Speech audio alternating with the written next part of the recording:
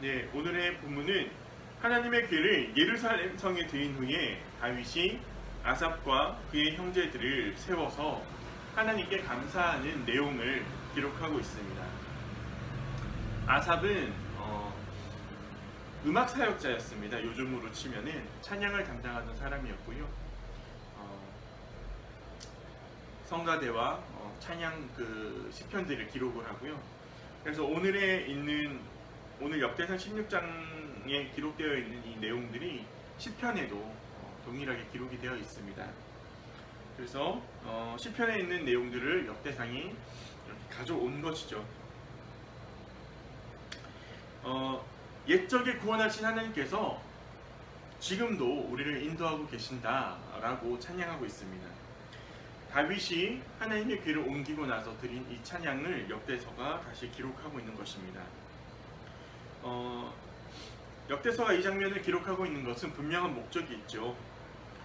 현재에 우리가 말할 수 없는 고통 가득한 삶에 처해 있더라도 그곳에만 시선을 두지 말고 어떠한 상황 속에서도 약속을 지키신 하나님을 기억하자는 것입니다. 그래서 기억한다라는 것은 힘입니다. 무엇을 어떻게 기억할 것인가는 오늘을 살아가는 사람에게 영향을 미칩니다. 역사를 기술하는 시선에는 기록하는 사람의 시선이 담깁니다. 내 삶을 어떻게 보느냐도 자신의 가치관이 반영됩니다. 내 삶에서 고통만 보이고 어떤 기쁨이나 행복이 있어도 그건 잠깐이고 의미 없다고 생각해버리면 나는 고통스럽기만 해, 나는 불행한 것이 당연해 라고 단정하게 됩니다. 그러다가 자신이 인정받고 사랑받았던 순간, 성취했던 순간, 행복했던 순간을 기억하게 되는 계기를 맞게 되면 자신의 삶을 다르게 볼 수 있게 됩니다. 한 사람의 인생도 어떤 시선에서 어떻게 기억하느냐가 참 중요한데 역사를 바라보는 한 민족의 시선도 참 중요하지 않겠습니까? 오늘 역대서는 다윗이 찬양한 순간을 기억하고 있습니다. 어떤 식으로 기억하고 있습니까? 다윗이 하나님을 이렇게 기억하고 이렇게 찬양하고 이렇게 예배했다라고 기록하고 있습니다. 다윗은 비록 힘들고 어려운 삶을 살았지만 옛 약속을 기억하여서 그 언약을 지켜 구원하시는 하나님을 기억하였던 것입니다. 하나님을 신뢰했던 것입니다. 그러니 역대서 저자는 다윗이 그랬던 것처럼 우리도 그렇게 하나님을 기억하고 찬양하고 예배하자라고 권면하고 있는 것입니다. 또한 역대서는 오늘 우리에게 이렇게 말하고 있습니다. 당시 그들의 황폐화된 땅에서 예루살렘 재건이라는 희망을 사람들에게 불어넣기 위해서 좌절하고 있는 사람들, 희망이 없다라고 얘기하는 사람들한테 그 희망을 불어넣고 다시금 하나님의 약속을 살 수 있도록 이렇게 자극하기 위해서 다윗과 같이 언약을 기억할 필요가 있다는 것이죠. 하나님께서 행하신 모든 일들을 기억할 때 그분의 역사에 동참하게 되고요. 믿음으로 황폐화된 현실을 새롭게 읽어낼 수 있는 것입니다. 성경은 구원의 역사입니다.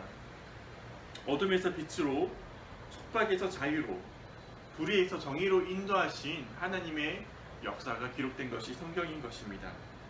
그 역사를 기억하여서 오늘의 나의 삶에서 그 하나님의 사랑을 살아내는 저와 여러분들이 되었으면 좋겠습니다. 한 신학자가 이런 시를 썼습니다. 이 시를 나눔으로 오늘의 묵상을 마치려고 합니다. 제목은 당신은 용납되었습니다입니다.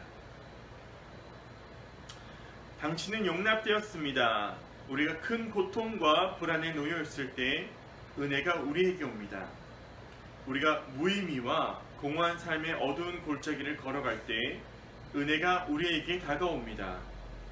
우리가 사랑했던 혹은 우리가 이제는 멀어져 버린 다른 이의 삶에 상처를 입혀 우리가 어느 때보다 더 깊은 소위를 느끼고 있을 때 은혜가 우리를 찾아옵니다. 자기 자신에 대한 역겨움, 무관심, 유약함, 적대감, 방향 감각과 평안의 상실이 도저히 참을 수 없게 되었을 때 은혜는 우리에게 부딪혀 옵니다. 여러 해가 지나도록 우리가 고대하던 완벽한 삶이 나타날 기미가 보이지 않고 수십 년 동안 그래왔던 것처럼 옛 욕망이 우리를 지배하고 절망이 모든 기쁨과 용기를 사라지게 할 때 은혜가 우리를 두드립니다. 그때 그 순간 한 줄기의 빛이 우리의 어둠을 찢고 들어오며 마치 어떤 음성이 들리는 듯합니다. 너는 받아들여졌노라. 너보다 크신 어떤 분이, 너는 이름도 모르는 그분이 너를 받아들였노라. 그 이름을 지금은 묻지 말라. 아마 나중에 그 이름을 찾으리라. 지금은 어떤 것도 시도하지 말라. 아마도 나중에 더 큰 일을 하게 되리라. 그 어떤 것도 추구하지 말라. 그 어떤 것도 행하지 말라. 그 어떤 것도 의도하지 말라. 단지 네가 받아들여졌다는 사실만 받아들여라. 이러한 일이 일어날 때 우리는 은혜를 경험합니다. 말씀을 묵상하여 기도하며 나갔으면 좋겠습니다.